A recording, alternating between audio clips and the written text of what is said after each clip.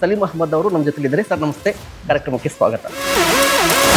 ಅಲ್ಪಸಂಖ್ಯಾತರ ಮತ ಬೇಕಿದೆ, ಬಟ್ ಅವರನ್ನ ಬೆಳೆಸ್ತಾ ಇಲ್ಲ, ಬಳಸ್ಕೋತಾ ಇದ್ದಾರೆ ಅಂತ. ಕಾಣದ ಕೈಗಳು ಕೆಲಸ ಮಾಡಿದೆ. ಸೊ ನಿಮ್ಮ ಪ್ರೆಸ್ ಮೀಟ್ ಇಂದ ಅವ್ರು ರಾಜೀನಾಮೆ ಕೊಟ್ಟರು ಅನ್ನೋ ರೀತಿಯಲ್ಲಿ ನರೇಟಿವಿಟಿ ಸೆಟ್ ಆಗ್ತಾ ಇದೆ. ಯಾಕೆ ಕೇಳಿದವ್ರಿಗೆ ಅಯೋಗ್ಯರು ಗೊತ್ತಿಲ್ವಾ? ಅದು ರಾಜಕಾರಣ ಇದ್ದವ್ರಿಗೆ ಅದು ಗೊತ್ತಿರುತ್ತೆ. ದಾವಣಗೆರೆಯಲ್ಲಿ ಕಾಂಗ್ರೆಸ್ ಸೋಲುತ್ತೆ, ಇದೇ ಕಾರಣಕ್ಕಾಗಿ ಇದೆಲ್ಲವೂ ಮಾಡ್ತಾ ಇದ್ದಾರೆ ಅಂತ ಹೇಳ್ತಾರೆ. 4ನೇ ತಾರೀಕು ಉತ್ತರ ಕೊಡ್ತೀವಿ, ಜನ ಉತ್ತರ ಕೊಡ್ತಾರೆ. ಸುಮನ್ ಟಿವಿ ಕನ್ನಡದಲ್ಲಿ ಜಾಹೀರಾತು ನೀಡಲು ಸಂಪರ್ಕಿಸಿ 9686376663. ನಮಸ್ಕಾರ, ನೀವು ನೋಡ್ತಾ ಇದ್ದೀರಾ ಸುಮನ್ ಟಿವಿ ಕನ್ನಡ. ನಾನು ಮಹೇಶ್. ವೀಕ್ಷಕರೇ, ದಾವಣಗೆರೆ ಸೌತ್ ಬೈ ಎಲೆಕ್ಷನ್ ನಂತರ ರಾಜ್ಯ ಕಾಂಗ್ರೆಸ್ ಘಟಕ ಮುಖ್ಯವಾಗಿ ಅಲ್ಪಸಂಖ್ಯಾತರಲ್ಲಿ ಒಂದು ಗೊಂದಲ ಉಂಟಾಗಿದೆ. ಟಿಕೆಟ್ ಘೋಷಣೆಗೂ ಮೊದಲು ಕಂಪ್ಲೀಟ್ ಆಗಿ ಒಗ್ಗಟ್ಟಾಗಿದ್ದಂತಹ ಅಲ್ಪಸಂಖ್ಯಾತ ನಾಯಕರು ಈಗ ಮತದಾನದ ನಂತರ ಕಂಪ್ಲೀಟ್ ಆಗಿ ಗೊಂದಲದ ವಾತಾವರಣ, ಆರೋಪ ಪ್ರತ್ಯಾರೋಪ ಬರ್ತಾ ಇದೆ, ಪ್ರೆಸ್ ಮೀಟ್ಗಳಾಗ್ತಾ ಇದೆ. ಸೊ ಏನಾಗ್ತಾ ಇದೆ ರಾಜ್ಯ ಕಾಂಗ್ರೆಸ್ನಲ್ಲಿ, ಇದ್ರ ಬಗ್ಗೆ ಮಾತನಾಡಲಿಕ್ಕೆ MLC ಆಗಿರುವಂತಹ ಸಲೀಂ ಅಹಮದ್ ಇದ್ದಾರೆ. ಅದೇ ರೀತಿಯಾಗಿ ನಾನು ಯಾವುದೋ ಒಂದು ಸಮುದಾಯಕ್ಕೆ ಇವರನ್ನ ನಾನು ಸೀಮಿತಗೊಳಿಸ್ತಾ ಇಲ್ಲ, ಪಕ್ಕಾ ಕಾಂಗ್ರೆಸ್ಸಿಗರು ಸಲೀಂ ಅಹಮದ್ ಅವರು ನಮ್ಮ ಜೊತೆಲಿದ್ದಾರೆ. ಸರ್ ನಮಸ್ತೆ, ಕಾರ್ಯಕ್ರಮಕ್ಕೆ ಸ್ವಾಗತ. ಸರ್, ಚುನಾವಣೆಗೆ ಮೊದಲು ಅಥವಾ ಟಿಕೆಟ್ ಘೋಷಣೆಗೂ ಮೊದಲು ಅಲ್ಪಸಂಖ್ಯಾತ ನಾಯಕರಲ್ಲಿ ಒಗ್ಗಟ್ಟು ಕಾಣಿಸ್ತಾ ಇತ್ತು, ಈಗ ಒಗ್ಗಟ್ಟು ಕಾಣಿಸ್ತಾ ಇಲ್ಲ. ಏನ್ ಚೇಂಜ್ ಆಗ್ಬಿಡ್ತು? ಮುಂಚೆನೂ ಒಗ್ಗಟ್ಟಿತ್ತು, ಇವಾಗಲೂ ಇದೆ, ಮುಂದೆನೂ ಇರುತ್ತೆ. ಏನ್ ಚೇಂಜ್ ಆಗಿಲ್ಲ. ಇಲ್ಲಿ ನಮ್ಮ ಕರ್ತವ್ಯಗಳನ್ನ ನಾವು ಮಾಡಿದ್ದೀವಿ. ಇಲ್ಲಿ ಭಾವನೆಗಳಿಗೆ ಅವಕಾಶ ಇಲ್ಲ. ನಮ್ಮ ಜವಾಬ್ದಾರಿ, ನಮ್ಮ ಕರ್ತವ್ಯ. 45 ವರ್ಷ ಮಾಡ್ಕೊಂಡು ಬಂದ್ವಿ, ಇವಾಗ್ಲೂ ಮಾಡ್ತೀವಿ, ಮುಂದೆ ಕೂಡ ಮಾಡ್ತೀವಿ ಕಾರ್ಯಕರ್ತರಾಗಿ. ಇದು ಶುರುವಾಗಿದ್ದು ನಮ್ಮ ಶಾಮನೂರು ಶಿವಶಂಕರಪ್ಪ ನಿಧನ ನಂತರ. ಹೌದು. ಈಗ ಎರಡು ತಿಂಗಳಿಂದ ಯಾವುದೇ ಒಂದು ಅಲ್ಲಿ DCC ಅಧ್ಯಕ್ಷರಾಗಲಿ ಅಥವಾ ಮಂತ್ರಿಗಳಾಗಲಿ ಅವ್ರನ್ನೆಲ್ಲ ಚರ್ಚೆ ಮಾಡಿದೆ. ಏಕಾಏಕಿಯಲ್ಲಿ ಬೇರೆ ಬೇರೆ ರೀತಿಯಲ್ಲಿ ಸಮಾಜಗಳ ಮೀಟಿಂಗ್ಗಳು ಶುರುವಾಯಿತು. ಅಲ್ಲಿ ಸ್ವಲ್ಪ ಗೊಂದಲ ಆಯಿತು. ನಾವು ಕೂಡ, ನಾನಿರ್ಬೋದು, ಜಮೀರ್ ಇರ್ಬೋದು, ರಿಜ್ವಾನ್ ಇರ್ಬೋದು, ನಜೀರ್ ಇರ್ಬೋದು, ತನ್ವೀರ್ ಸೇಠ್ ಇರ್ಬೋದು, ನಮ್ಮ ಶಾಂತಿನಗರ ಹ್ಯಾರಿಸ್ ಇರ್ಬೋದು, ರಹೀಮ್, ನಾವೆಲ್ಲ ಕೂತ್ಕೊಂಡು ಮುಖ್ಯಮಂತ್ರಿಗಳು ಭೇಟಿ ಮಾಡಿ ಅಲ್ಪಸಂಖ್ಯಾತ ಈ ವರ್ಷ ಅವಕಾಶ ಮಾಡಿಕೊಡಿ, ಸುಮಾರು 80,000 ಓಟು ಅಲ್ಲಿ ಅಲ್ಪಸಂಖ್ಯಾತರು ಇದೆ, ಆ ಓಟನ್ನು ಅದನ್ನು ಕೊಡಿ, ನಮ್ಗೆ ಅವಕಾಶ ಮಾಡಿಕೊಡಿ. ಲಾಸ್ಟ್ ಟೈಮು ಕೇಳಿದ್ವಿ, ಅದು ಶಾಮನೂರು ಶಿವಶಂಕರಪ್ಪ ಇದ್ದರು, ಕೊಡಿ ಅಂತ ಕೇಳಿದ್ವಿ. ಒಂದು KBC ಅಧ್ಯಕ್ಷರು ಕೇಳಿದ್ವಿ, ಮುಖ್ಯಮಂತ್ರಿಗಳು ಕೂಡ ಕೇಳಿದ್ವಿ.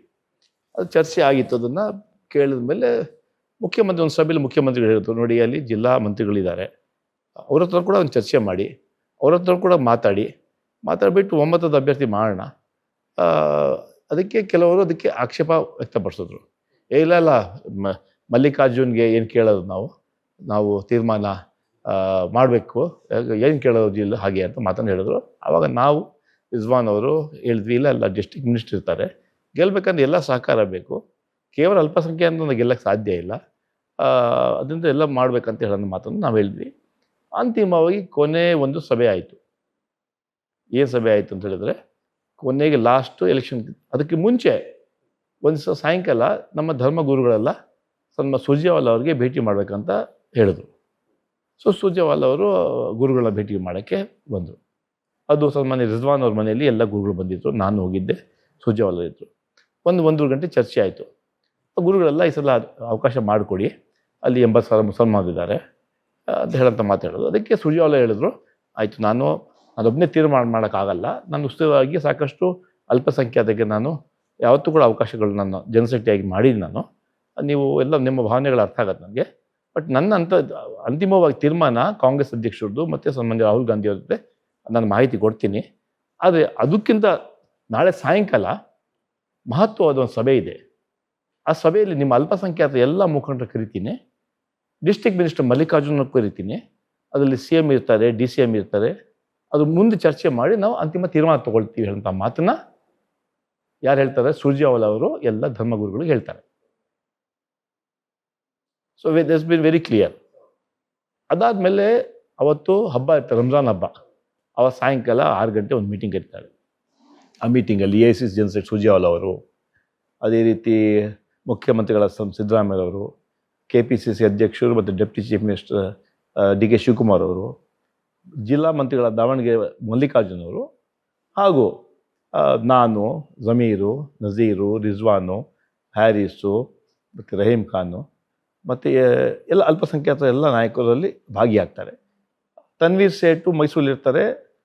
ಸುರ್ಜೇವಾಲ ಅವ್ರಿಗೆ ಫೋನ್ ಮಾಡಿ ಅವ್ರಿಗೆ ಕೇಳ್ತಾರೆ, ಏನಾದರೂ ನಿಮ್ಮದು ವೈಯಕ್ತಿಕ ಏನಾದರೂ ಹೆಸರುಗಳಿದೆಯಾ ಅಂತ. ಅದಕ್ಕೆ ಅವ್ರು ಹೇಳ್ತಾರೆ, ಇಲ್ಲ ನೀವು ಪಾರ್ಟಿ ಹೈಕಮಾಂಡ್ ಏನು ತೀರ್ಮಾನ ಮಾಡ್ತೀವಿ ಅದಕ್ಕೆಲ್ಲ ಬದ್ಧ ಹೇಳೋಂಥ ಮಾತನ್ನು ತನ್ವೀರ್ ಸೇಠ್ ಹೇಳ್ತಾರೆ.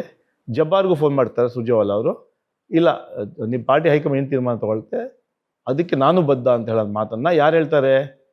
ಇದೇ ಜಬ್ಬಾರ್ ಅವರು ಹೇಳ್ತಾರೆ. ಇದು ಯಾರು ಹೇಳ್ತಾರೆ? ಈ ಸಭೆಯಲ್ಲಿ ಸನ್ಮಾನ್ಯ ಸುರ್ಜೇವಾಲ ಅವರು ಸಭೆಗೆ ಹೇಳ್ತಾರೆ, ಈ ಥರ ಇವ್ರು ಬರೋಕ್ಕಾಗಲಿಲ್ಲ, ಅದಕ್ಕೆ ಇವ್ರ ಹತ್ರ ಮಾತಾಡ್ಕೊಂಡು ನಾನು ಇವ್ರಿಗೆ ಹೇಳಿದ್ದಾರೆ ಅಂತ ಚರ್ಚೆ ಶುರು ಆಗತ್ತೆ. ನಾವು ಅಲ್ಪಸಂಖ್ಯಾತರು ನೋಡಿ ಅವ್ರು ಏನು ಮಾಡ್ತಾರೆ, ಈಗ ಒಂದೇ ಒಂದು ಹೆಸರಿಟ್ಕೊಂಡು ಕೆಲವರು ಅವ್ರಿಗೆ ಕೊಡಬೇಕು, ಅವ್ರು ಕೊಟ್ಟಿಲ್ಲ ನಾವು ಅಖಿಲೇಶ ಮಾಡಲ್ಲ ಅಂತ ಹೇಳೋಂಥ ಮಾತನ್ನು ಹೇಳ್ತಾರೆ. ಓಕೆ. ಸೊ ಒಂದೇ ಹೆಸರು ಇಟ್ಕೊಂಡು ಆ ಮೀಟಿಂಗಲ್ಲಿ ಚರ್ಚೆ ಆಗುವಾಗ ನಾವು ಮತ್ತೆ ಹೇಳ್ತೀವಿ ಅಲ್ಪಸಂಖ್ಯಾತರು ಅವಕಾಶ ಮಾಡಿಕೊಡಿ ಅಂತ. ಆವಾಗ ಸುರ್ಜೇವಾಲ ಅವರು ಏನು ಹೇಳ್ತಾರೆ, ಎಲ್ಲ ಚರ್ಚೆ ಮಾಡಿರ್ತಾರೆ ಅಧ್ಯಕ್ಷರ ಜೊತೆ, ಸಿ ಎಂ ಜೊತೆ, ಹೈಕಮಾಂಡ್ ಜೊತೆ. ಏನು ಹೇಳ್ತಾರೆ ನೋಡಿ, ಕಾಂಗ್ರೆಸ್ಸಲ್ಲಿ ಸಂಪ್ರದಾಯ ಇದೆ, ಯಾರಾದ್ರು ತೀರೋದ್ರೆ ಅವರ ಫ್ಯಾಮಿಲಿ ಮೆಂಬರ್ಗೆ ಟಿಕೆಟ್ ಕೊಡೋದು ಒಂದು ಸಂಪ್ರದಾಯ ಇಟ್ಕೊಂಡಿದ್ದೀವಿ. ಈಗೆಲ್ಲ ಮುಂಚೆ ಅಂದರೂ ಕೂಡ, ಇವಾಗ ಅಜಿತ್ ಸೇಠ್ ತೀರೋದ್ರು, ತನ್ವೀರ್ ಸೇಠ್ ಕೊಟ್ಟರು.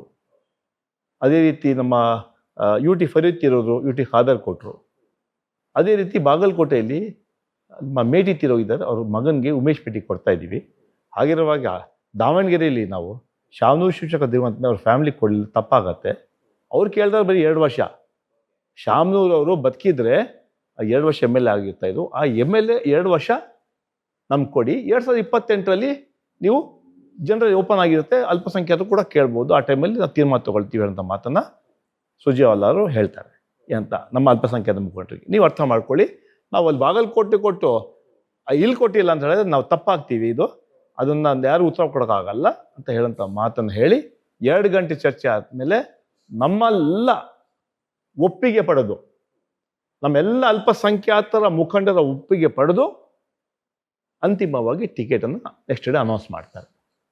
So point to be noted, ಮತ್ತೆ ರಿಪೀಟ್ ಮಾಡ್ತಾ ಇದ್ದೀನಿ, ನಾವು ಎಲ್ಲ ಅಲ್ಪಸಂಖ್ಯಾತ, ನನ್ನ ಜಮೀರ್ ಇರ್ಬೋದು, ನಜೀರ್ ಇರ್ಬೋದು, ಸಲೀಂ ಇರ್ಬೋದು, ರಿಜ್ವಾನ್ ಇರ್ಬೋದು, ಹ್ಯಾರಿಸ್ ಇರ್ಬೋದು, ತನ್ವೀರ್ ಸೇಠ್ ಇರ್ಬೋದು, ಜಬ್ಬಾರ್ ಇರ್ಬೋದು, ರಹೀಮ್ ಖಾನ್ ಇರ್ಬೋದು, ಎಲ್ಲರ ಒಮ್ಮತ ತಗೊಂಡು ನಮ್ಮ ಹತ್ರ ಎಲ್ಲ ಸಹಮತದಿಂದ ಅಲ್ಲಿ ಆಗ್ಬೋದು, ನಾಳಿಂದೆಲ್ಲ ಎಲೆಕ್ಷನ್ ಕ್ಯಾಂಪೇನ್ ಹೊರಡಿ ಅಂತ ಹೇಳಿ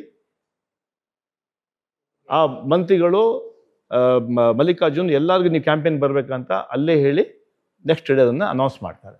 ಅದಾದ ತಕ್ಷಣ ನೆಕ್ಸ್ಟ್ ಡೇ ಏನು ಶುರು ಮಾಡ್ತಾರೆ, ಅಲ್ಪಸಂಖ್ಯಾತರಿಗೆ ಅನ್ಯಾಯ ಮಾಡಿಬಿಟ್ರು, ಮಾತೆ ಕೇಳಲಿಲ್ಲ, ಮೋಸ ಮಾಡಿಬಿಟ್ರು ಅಂತ ಹೇಳಂತ ಮಾತು. ಅಲ್ಪಸಂಖ್ಯಾತರ ಮತ ಬೇಕಿದೆ, ಬಟ್ ಅವರನ್ನ ಬೆಳೆಸ್ತಾ ಇಲ್ಲ, ಬಳಸ್ಕೋತಾ ಇದ್ದಾರೆ ಅಂತ ಯಾರು ಹೇಳೋದು? ಯಾರು ನೆರೆಟಿವಿಟಿ ಸೆಟ್ ಆಯ್ತು ಅಲ್ಲ, ಯಾರು? ಅದೇ ನಾನು ಹೇಳ್ತಾ ಇರೋದು, ಅಲ್ಲಿ ಬಂದಂತ ಮುಖಂಡರು ದಾವಣಗೆರೆಗೆ ಬಂದು ಹೇಳಬೇಕಾಗಿತ್ತು ಧೈರ್ಯದಿಂದ, ಹೌದು ನಾವು ಒಪ್ಕೊಂಡು ಬಂದಿದ್ದೀವಿ, ನಾವು ಅಲ್ಪಸಂಖ್ಯೆ ಯಾರಿಗೂ ಅನ್ಯಾಯ ಆಗಿಲ್ಲ, ನಮ್ಮನ್ನೆಲ್ಲ ಒಪ್ಪಿಸಿ, ಇವತ್ತು ನೀವು ನಮ್ಮನ್ನ ಮುಖಂಡರಾಗಿ ಮಾಡಿದ್ದೀರಾ, ನಮ್ಮನ್ನೆಲ್ಲ ಒಪ್ಪಿಸಿ, ಅವರು ಏನು ನಮ್ಮ ಕಾಂಗ್ರೆಸ್ ಸಂಪ್ರದಾಯ ಇದೆ, ನಾವು ಬಾಗಲಕೋಟೆ ಕೊಟ್ಟರೆ ದಾವಣಗೆರೆ ಕೊಡಬೇಕಾಗ್ತದೆ, ಅದಕ್ಕೆ 2 ವರ್ಷ ಕೊಡ್ತಾ ಇದ್ದೀವಿ, 28ರಲ್ಲಿ ಹೇಳಿದ್ದಾರೆ, ಮತ್ತೆ ಚರ್ಚೆ ಮಾಡ್ತೀವಿ ಹೇಳಂತ ಮಾತು ಎದೆಗಾರಿಕೆ ಆ ಅಲ್ಪಸಂಖ್ಯಾತ ಮುಖಂಡರು ಬಂದು ಹೇಳಬೇಕಾಗಿತ್ತು. ಅದು ಹೇಳಿಲ್ಲ. ಇಲ್ಲಿ ಬೆಂಗಳೂರಲ್ಲಿ ಕೂತ್ಕೊಂಡು ಅನ್ಯಾಯ ಆಗೋಯ್ತು, ಮೋಸ ಆಗೋಯ್ತು, ಉಲ್ಲಂಘನೆಗಳಿಗೆ ಅನ್ಯಾಯ ಮಾಡಿದ್ರು ಹೇಳಂತ ಮಾತನ್ನು ಹೇಳಿ ತಪ್ಪು ದಾರಿಗೆ ತೊಗೊಂಡು ಹೋಗ್ಬಿಟ್ರು ಯಾರಿಗೆ, ಅಲ್ಪಸಂಖ್ಯಾತರಿಗೆ. ಆಮೇಲೆ ಏನಾಯ್ತು, ಅಲ್ಲಿ ಕೆಲವರು ಬಂಡಾಯನ ಹಾಕ್ಸ್ಬಿಟ್ರು. ನಮ್ಮ ಕೆಲವು ಮುಖಂಡರ ಕುಮ್ಮಕ್ಕಿಂದ ಅಲ್ಲಿ ಬಂಡಾಯನ ಹಾಕ್ಸ್ಬಿಟ್ರು. ಕೆಲವು ಕಾಂಗ್ರೆಸ್ ಅವರೇ ಬಂಡಾಯ ಹಾಕಿರೋರೇ ಹೇಳಿದ್ರು, ಬಂದು CMಗೆ, DCMಗೆ, ಮತ್ತು KPC ಅಧ್ಯಕ್ಷರು ಹೇಳಿದ್ರು, ನಮ್ಮನ್ನು ಹೇಳಿ ಹಾಕ್ಸೋದು ಹೇಳಂತ ಮಾತು ಹೇಳಿದ್ರು. ಅದನ್ನು ಮತ್ತೆ ನಾನು, ರಿಜ್ವಾನ್ ಅವರು ಮತ್ತೆ ನಾವಿಬ್ಬರು ಹೋಗಿ ಅದನ್ನು ವಿಡ್ರಾ ಮಾಡಿಸಿ ಮತ್ತು ಚುನಾವಣೆಗೆ ಜವಾಬ್ದಾರಿ ಕೊಟ್ಟರು ಪ್ರಾಮಾಣಿಕವಾಗಿ. ಯಾಕಂದ್ರೆ ಒಬ್ಬ ಕಾರ್ಯಕರ್ತರಾಗಿ ಪಕ್ಷದ ಒಂದು ಯಾವತ್ತೂ ಕೂಡ ಪಕ್ಷ ಪರವಾಗಿ ಕೆಲಸ ಮಾಡುವಂತಹ ಜಾಯಮಾನ ನಮ್ಮದು. ಅದರಿಂದ ನಾವು ನಮ್ಮ ವಿಶೇಷವಾಗಿ ಸನ್ಮಾನ್ಯ ಸಿದ್ದರಾಮಯ್ಯರ ಸನ್ಮಾನ್ಯ ನಮ್ಮ ಜನಾರ್ದನ್ ಪೂಜಾರಿಯವರ ಅಧ್ಯಕ್ಷರವಾಗಿ ಬಂದಂಥ ನಾನು ವೀರೇಂದ್ರ ಪಾಟೀಲ್ ಅವರ ಸಿದ್ಧಾಂತಗಳ ಮೇಲೆ ಕಾಂಗ್ರೆಸ್ ಪಕ್ಷವನ್ನು ಕಟ್ಬಿಟ್ಟು ಸಿದ್ಧಾಂತವಾಗಿ ಯಾವುದೇ ಒಂದು ಬೇರೆ ಯೋಚನೆ ಮಾಡಿ ನಮ್ಮ ಕರ್ತವ್ಯ, ನಮ್ಮ ಧರ್ಮ ಏನಿದೆ ಪಕ್ಷ ಕಟ್ಟೋದು, ಅದೇ ರೀತಿ ಚುನಾವಣೆಯಲ್ಲಿ ಪ್ರಾಮಾಣಿಕವಾಗಿ ನಾವು ಹೋಗಿ ಕೆಲಸ ಮಾಡಿದ್ದೀವಿ. ಅಲ್ಲಿ ಸಮರ್ಥ್ ಗೆಲ್ತಾ ಅಂತ ವಿಶ್ವಾಸ ವ್ಯಕ್ತಪಡಿಸ್ತಾರೆ.